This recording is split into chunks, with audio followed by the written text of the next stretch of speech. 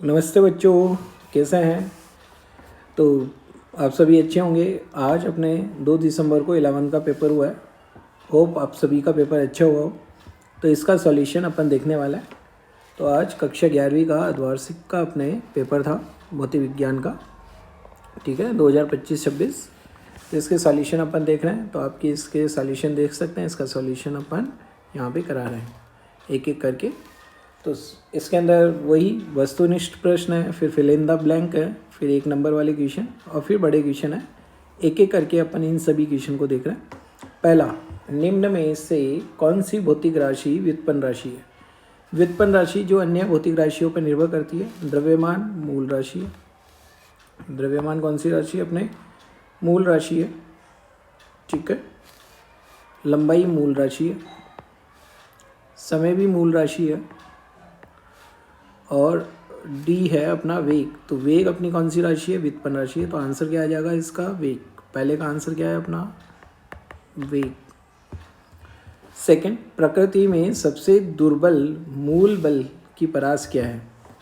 सबसे दुर्बल बल क्या होता है अपना? गुरुत्वाकर्षण बल होता है। और गुरुत्वाकर्षण बल कहाँ तक लगता है? अनंत तक। कहाँ तक लगता है? अनंत तक। तो इसकी परास क्या है? अनंत। तो सेकंड का आंसर आ जाएगा अपना अनंत। अगला अपना तीसरा, प्रत्यास्थता गुणांक का विमीय सूत्र। किसका? प्रत्यास्थता गुणांक। तो जैसे यंग गुणांक ले लिया अपन ने, प्रतिबल बटा विकृति। प्रतिबल क्या हो गया अपने? F/A। विकृति की कोई विमा नहीं होती है, तो इसकी विमा दाब की विमा के समान होगी, m1 L1 T-2। और क्षेत्रफल की विमा है अपनी L²। तो आंसर क्या आ जाएगा इसका? m1 L-1 T-2। स आंसर सही है। तीसरे का अपना कौन सा आंसर सही है? स आंसर सही है। तो ये तीसरा प्रश्न भी अपना हो गया, m1 L-1 T-2। अगला चौथा प्रश्न, बाह्य बल की अनुपस्थिति में, बाह्य बल नहीं है तो निकाय का वेग क्या रहेगा? नियत रहेगा। कौन से नियम के अनुसार? न्यूटन की गति के प्रथम नियम के अनुसार। किस ताप पर जल का घनत्व अधिकतम होता है? जैसे कि आप जानते हैं कि बर्फ़ पानी में तैरती है, तो बर्फ़ यानी कि बर्फ़ जो है अपने सॉलिड रूप में है, ठोस रूप में है, लेकिन उसका घनत्व क्या है? कम है। तो पानी का ही घनत्व क्या होना चाहिए अपने? अधिक होना चाहिए। तो पानी का घनत्व 4 डिग्री सेल्सियस पर, कितने डिग्री सेल्सियस पर? 4 डिग्री सेल्सियस पर अधिकतम होता है। तो इस पाँचवें का आंसर अपना क्या आएगा? 4 डिग्री सेल्सियस। ठीक है। तो ये पाँचवा प्रश्न हो गया अपना। छठा प्रश्न, किसी प्रक्षेप्य का पथ होता है। प्रक्षेप्य का पथ परवलयाकार होता है। ठीक है। तो ये छठा प्रश्न भी हो गया। पूर्णतः प्रत्यास्थ टक्कर में प्रत्यावस्थान गुणांक का मान क्या होता है? E = 1 होता है। तो ये भी हो गया अपना सातवां प्रश्न भी। एक गुटका मेज पर रखा है। एक गुटका कहाँ पे रखा है? मेज पर रखा है। तो इस पर प्रतिक्रिया बल मेज के द्वारा होगा। किधर की ओर होगा? ऊपर की ओर होगा। तो ऊपर की ओर मेज के द्वारा। तो इसका आंसर क्या आ जाएगा? ऊपर की ओर मेज के द्वारा। अगला, ठोसों के अणुओं में साम्यावस्था की दूरी की कोटि होती है। ये अणुओं के मध्य या जालक नियतांक की जो दूरी होती है अपनी, किस कोटि की होती है? 10⁻⁻10 मीटर या एंगस्ट्रॉम। या कौन सी कोटि की होती है? एंगस्ट्रॉम कोटि की होती है।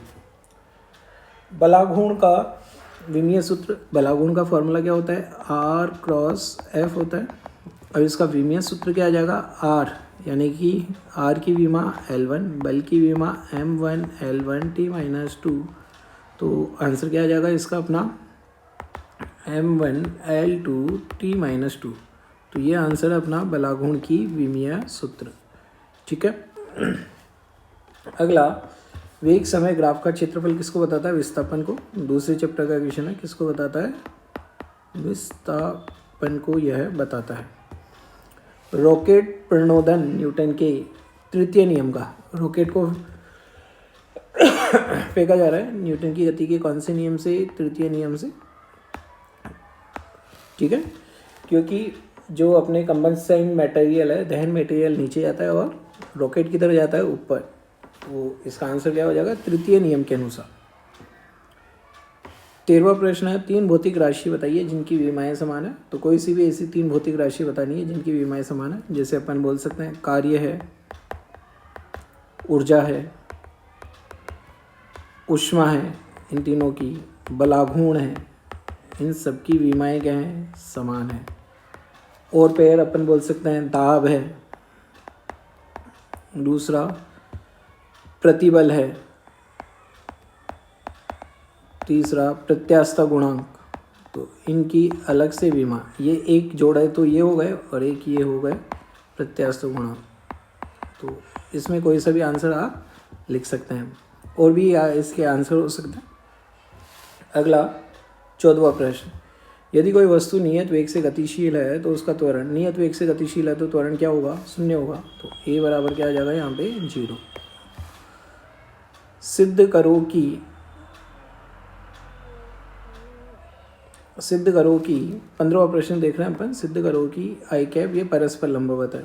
कोई भी दो सदिश परस्पर लंबवत है तो उनका अदिश गुणनफल क्या होना चाहिए, 0 होना चाहिए। तो यहाँ पे अपन क्या करेंगे, a क्रॉस b करके देखेंगे, इनका a डॉट b करके अदिश गुणनफल 0 करके देखेंगे।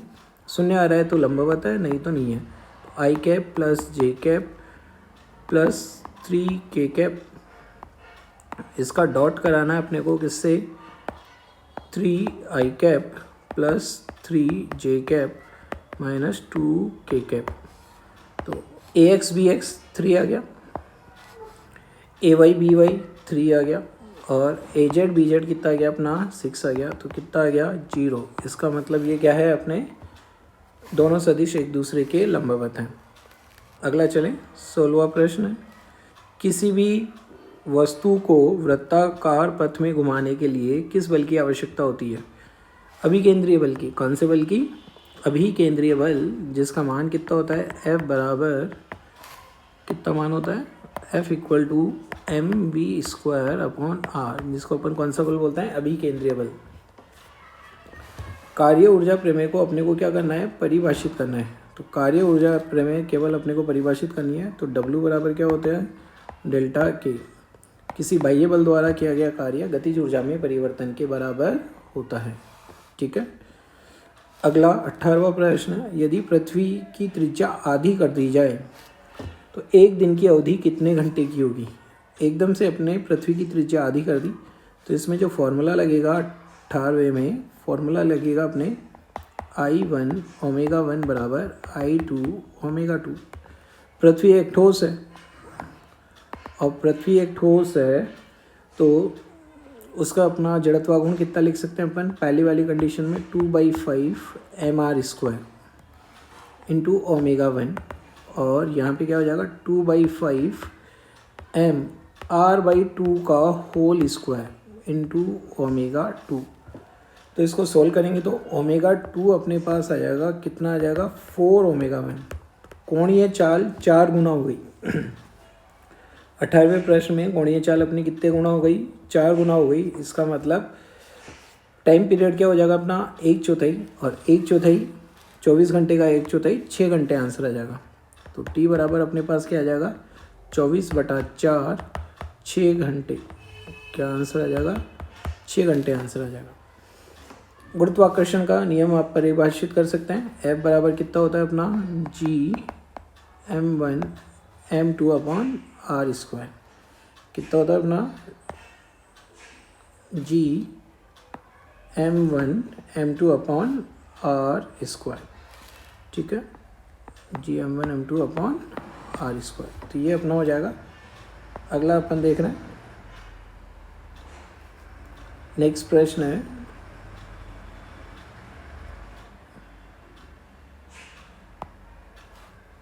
नेक्स्ट प्रश्न देख रहे हैं।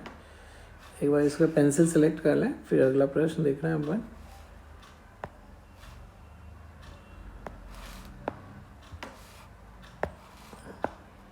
ठीक है, हुक का नियम, अगला प्रश्न है अपना हुक का नियम। हुक का नियम बताइए, प्रतिबल किसके समानुपाती होता है, विकृति के। प्रतिबल किसके समानुपाती है, विकृति के। प्रत्यास्थ सीमा में प्रतिबल विकृति के समानुपाती होता है। ठीक है, तो इसको अपन ऐसा भी लिख सकते हैं, प्रतिबल जो है प्रत्यास्थ गुणांक टाइम्स विकृति, इसको अपन ऐसा भी लिख सकते हैं। अगला देखें, 21वां प्रश्न, संरक्षी और असंरक्षी बल को परिभाषित करना है। 5वें चैप्टर का प्रश्न है। तो संरक्षी और असंरक्षी बल क्या होते हैं अपने?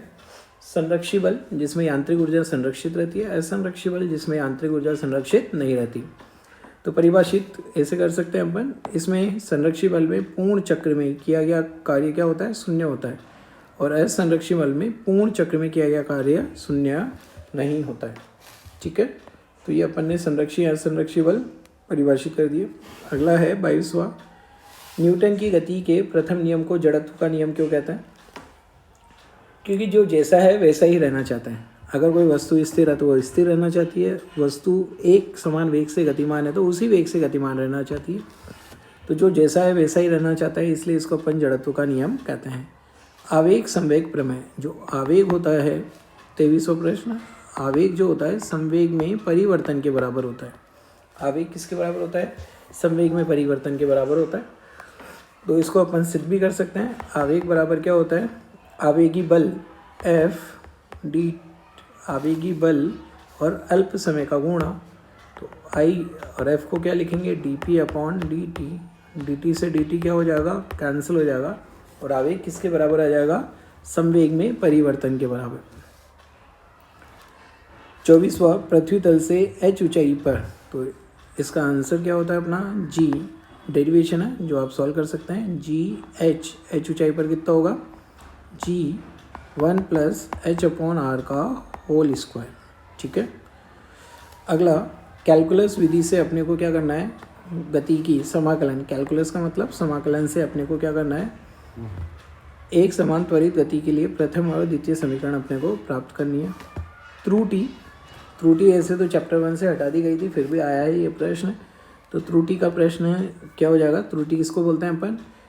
गलती, यानी कि त्रुटि हो गया अपना प्रेक्षित मान और वास्तविक मान में अंतर। प्रेक्षित का मतलब जो मापा गया है, मापित मान,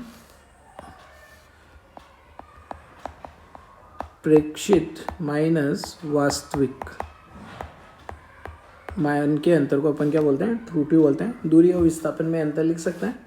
दूरी एक अदिश राशि है, विस्थापन एक सदिश है। दूरी का मान बढ़ता चला जाता है, विस्थापन का मान बढ़ता है और घट भी सकता है। दूरी हमेशा धनात्मक ही रहती है, विस्थापन धनात्मक, ऋणात्मक और शून्य हो सकता है। 28वां, अंतराण्विक बल। अंतराण्विक बल किसे बोलते हैं अपन? जो दो अणुओं के मध्य लगने वाले बल हैं उन्हें अंतराण्विक बल बोलते हैं। उत्प्लावन बल, ठीक है, जब किसी पदार्थ को अपन तरल में डुबोते हैं, बी से अपन इसको दर्शाते हैं, और किसके बराबर होता है? रो वी जी। जब किसी पदार्थ को अपन किसी तरल में डुबोते हैं तो उसके ऊपर एक बल लगता है ऊपर की ओर, जिसका मान विस्थापित तरल के भार के बराबर होता है, उसी को ही अपन क्या बोलते हैं? उत्प्लावन बल। तो विस्थापित तरल का भार क्या है? रो वी जी। अगला, पूर्णतः प्रत्यास्थ संघट में कण ऊर्जा विनिमय अधिकतम होता है, समझाइए। तो ये पूर्णतः प्रत्यास्थ टक्कर की परिभाषा से अपन कर सकते हैं। 5वें चैप्टर का क्वेश्चन है। आगे 6 क्वेश्चन दीर्घ उत्तरात्मक प्रश्न है। 31वां, कौन सा? 31वां विमाओं के ऊपर आधारित है। तो अपने को विमीय विधि से सूत्र की सत्यता की क्या करनी है? जांच करनी है। तो करते हैं इसकी। पहले तो बाएं पक्ष की विमा कितनी हो गई अपने पास? L1 T-1, L1 T-1। अब दाएं पक्ष की विमा देखनी है √2gm अपॉन आर की। किसकी विमा देखनी है अपने को? √2gm upon are. जी सार्वत्रिक गुरुत्वीय नियतांक है, इसकी दो की कोई विमा नहीं होती। सार्वत्रिक गुरुत्वीय नियतांक की विमा क्या होगी? Newton into metre square, newton into kg square upon metre square. तो न्यूटन, जी की विमा निकाल लेते हैं, जी का फॉर्मूला लिख के निकाल लेते हैं। तो जी की विमा क्या हो जाएगी अपने? जी का मात्रक क्या होता है अपना? Newton into metre square upon kg square. तो जी की विमा, सार्वत्रिक गुरुत्वीय नियतांक की विमा क्या आ जाएगी? m-1 L3 और T-2। तो ये तो सार्वत्रिक गुरुत्वीय नियतांक की विमा आ गई। द्रव्यमान की विमा क्या है? m1 है, और r की विमा क्या है? L1। m-1 और m1 कट गया, L 2 कट गया तो अपने पास क्या बचा L2t-2 सॉल्व करेंगे कितना आ जाएगा L1t-1। तो ये अपन ने क्या कर दिया, बाएं पक्ष और दाएं पक्ष की विमाएं समान सिद्ध कर दी। तो ये अपना 31वां प्रश्न हो गया। प्लायन वेग और कक्षीय वेग को परिभाषित करना है। प्लायन वेग ऐसे वेग से किसी वस्तु को फेंका जाए कि वापस पृथ्वी पर लौट के नहीं आए या पृथ्वी के गुरुत्वाकर्षण क्षेत्र से बाहर चला जाए, तो ऐसे वेग को कौन सा वेग बोला जाता है, प्लायन वेग। और इसका मान कितना होता है पृथ्वी के लिए 11.1 किलोमीटर प्रति सेकेंड।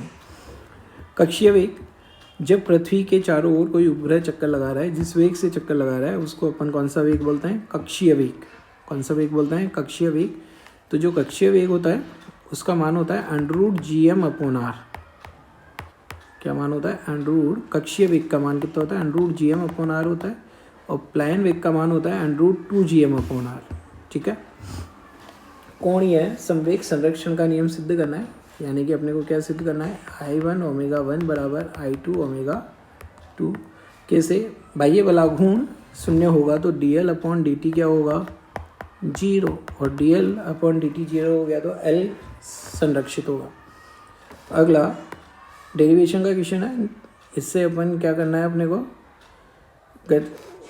गति के तीनों समीकरण व्युत्पन्न करना है। गति के तीनों समीकरण क्या करना है, व्युत्पन्न करना है एक समान त्वरण के लिए।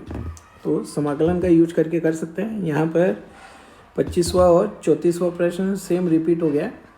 25वां भी यही था और 34वां भी प्रश्न क्या है, सेम ही है। अगला बताना है अपने को, यंग के प्रत्यास्थता गुणांक का मतलब क्या है, अनुदैर्ध्य प्रतिबल। कौन सा प्रतिबल, अनुदैर्ध्य प्रतिबल। 35वां कर रहे हैं अपन। अनुदैर्ध्य प्रतिबल और अनुदैर्ध्य विकृति का अनुपात क्या कहलाता है, यंग का प्रत्यास्थता गुणांक कहलाता है। अब इसका सूत्र की चित्र से अपने को मान बताना है। तो कैसे मान बता सकते हैं, F का मान तो कितना हो जाएगा अपना mg, कोई बाहर लटका देंगे किसी तार से, जिससे उसकी लंबाई में कुछ क्या हो जाएगी, वृद्धि हो जाएगी। वृद्धि को अपन ΔL बोल देते हैं। और A का मान अपन किससे, पेंच मापी से नाप लेंगे, πr²। और नीचे क्या है, ΔL है, और इधर क्या आ जाएगा, L आ जाएगा। अगला 36वां, पास्कल का नियम लिख देंगे और किसी द्रव में डूबे बेलनाकार पात्र में दाब के सूत्र को व्युत्पन्न करना है। तो इसमें क्या आ जाएगा अपने आंसर, दाब का सूत्र क्या होता है, P = P0 + ρgh। तो ये अपने सॉल्यूशन किया। होप आपका पेपर अच्छा गया होगा सभी का। तो यहाँ से आप चेक कर सकते हैं सभी प्रश्न के आंसर। Thank you.